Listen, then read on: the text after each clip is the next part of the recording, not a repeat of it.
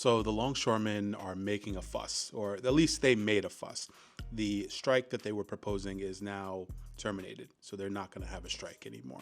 But I was curious because there was a lot of conversation and also a lot of misinformation about how much longshoremen make, and it varies.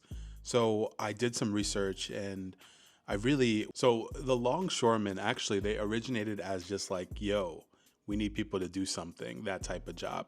Like, you don't have no job, you're not making no money. Why don't you help? Why don't you help unload ships from the dock? Literally, when the longshoremen first got started, they would literally just take men off the street to help them unload stuff off of boats back in the 17 and the 1800s. And the name longshoremen comes from the word or the phrase men along the shore. So I thought that was fascinating in and of itself.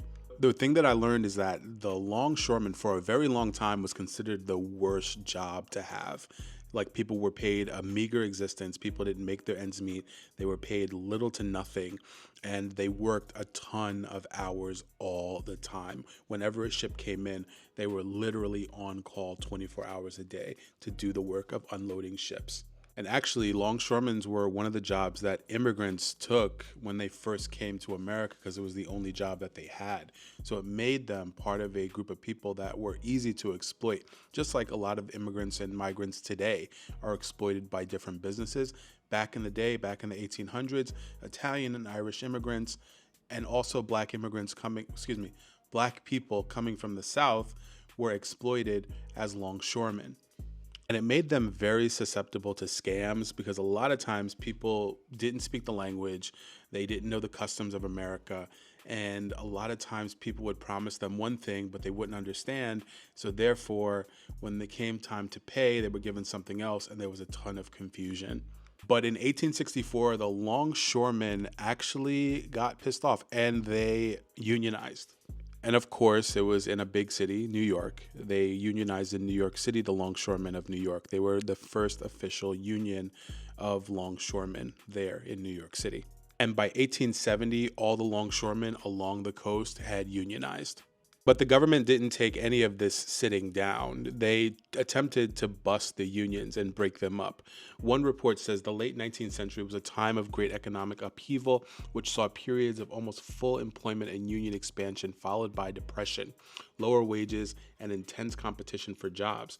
There were bitter divisions among the Irish immigrants and their non-white counterparts. Non-white is the derogatory term then used to refer to Italian and Southern Mediterranean immigrants. These divisions were some of the extent exacerbated and often exploited by big businesses seeking to turn the unions against themselves. Various unions such as the LUPA and the Knights of Labor competed with one another, and weak labor leadership was unable to resist increasingly powerful and invincible big business. So basically, they wanted to turn the unions against each other, so they would make up propaganda against the establishment and also the people that were coming in. And of course, these were violent. The biggest riot was the Haymaker Market riot in 1880. Then we fast forward to today, where working for the labor union is considered a very lucrative career, according to people on TV. But I was curious to see how much they really get paid, because I was curious, and I don't know, I'm pocket watching. Now, these are all estimates. I don't have access to anyone's specific pay stub or paycheck. And then also you have to remember that everybody starts out at different levels. And I'm sure depending on where you are within the Longshoremen's Association, your pay varies significantly. But the average salary of a longshoreman is $35,828 a year, or $17 an hour. Some of the top earners of longshoremen are about $42,000 a year, or $20 an hour.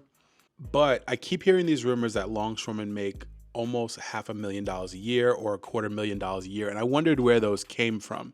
It pointed me to several different sources, which I don't know who to believe because they're all over the place.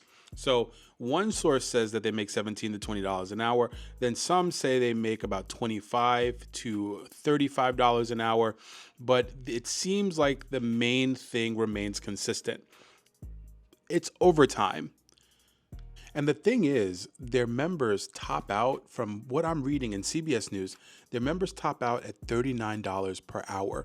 And what they were looking for was a 77% raise on that $39 per hour. So they can't top out until after a certain level. It would have made them eligible to top out at about $69.03 per hour. Now, that in and of itself is over $100,000 a year if you're just working a 40-hour a week job.